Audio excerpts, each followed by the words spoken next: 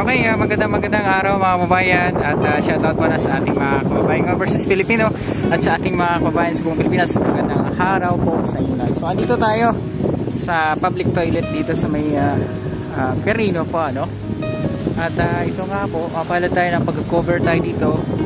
Meron na pong si firelings po dito, no? Ayan, no?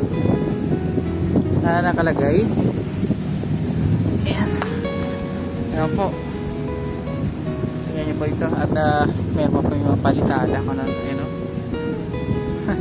So, pasilip pa sa yung loob. Silipin natin. Tingnan po yung mga nakalagay ko sa taas, no? Ayan. So, may gumagawa pa po dun sa dulo.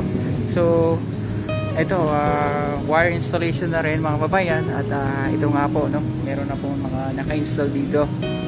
Ayan. So, napakaganda po ng ating public toilet dito pag natapos na. Ito yung mga switch. Ayan, no? Talagang pinaganda yung ating public toilet dito. Okay, dito na side. Yan po. Nakabukas pa po yan. Hindi pa po nasarado.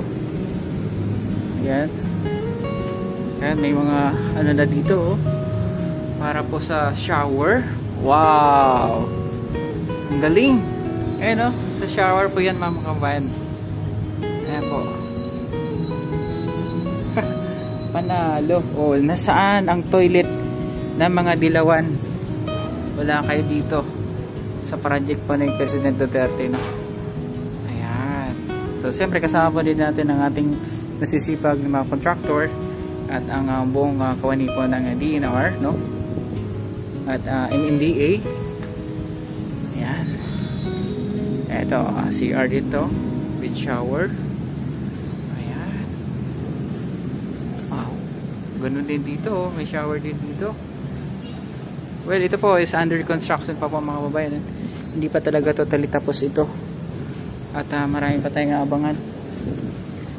Ito yung medyo malaki area. Ang ganda. Swerte naman ng mga next generation. Kasi nga, mayroon na silang CR na pag pumunta sila dito sa Manila Bay, hindi na sila si CR kung saan-saan, no? Ayan, so pasalamat tayo. Kasi may nagkaroon tayong pangulo na merong malasakit sa ating mga Pilipino. Ayan, no? Formado na. Silipin din natin dito sa kabila. Oh, may shower din yan, no? Grabe, ang ganda. Oh. Dito sa kabila. Ito, wala pang naka-install dito kung ano po ilalagay. Pero, next update natin siguro, ito, ma-justify na natin kung ano po ilalagay dito. Ayan po, may mga ano dito. May mga naka-install po dito, mga tubo. So, sa mga engineering natin dyan, no? Para architect comments kayo magagaling dito sa about pagdating sa construction po, ano. Ito, may naka-install na rin dito na para sa pintuan. Ayan po, so dito tayo sa pinakadulo na. Wow, ang ganda, no? Ayan, no? So yan ay yung ating CR.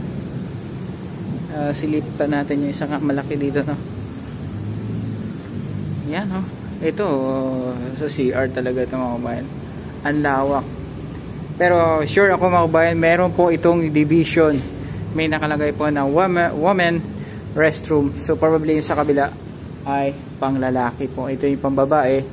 At yung sa kabila po ay panlalaki. So good news po, no, sa mga kababayan natin or mga ladies na papuntang Manila Bay, meron na po kayong restroom na designated para sa inyo. Ayan po. Ito po yung septic tank. Kung napanood nyo sa aking previous vlog, ay nakuberan na po ito. Ayan. At yung butas dito ay okay na. At ayan, si Kuya may gumagawa pa po dyan. Shoutout pala kay Kuya Masipag. Andyan. Talagang finish na yung front mga babae. Ay, formado na po, ano? Ayan, formado.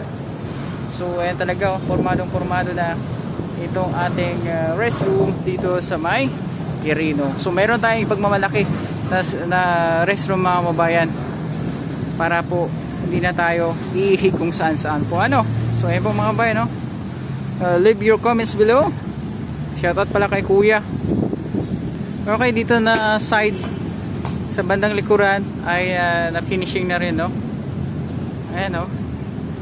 Mayroon na pong mga wiring na rin dito sa labas, pero hindi ko pa mag-justify kung ano po nang ilalagay dyan. Pero antabayan nyo po sa aking next update dito sa Manila Bay. So ayan po, so hanggang dito na lang muna yung aking update. At kaabang-abang po yung ating public toilet dito sa May Quirino po, ano?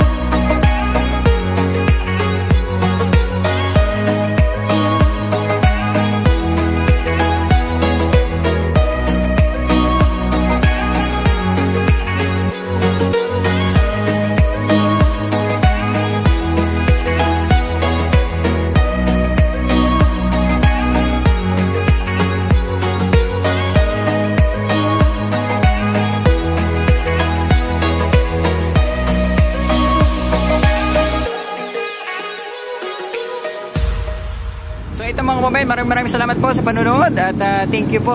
See you po sa aking next vlog dito sa Manila Bay. Set, thank you and God bless po.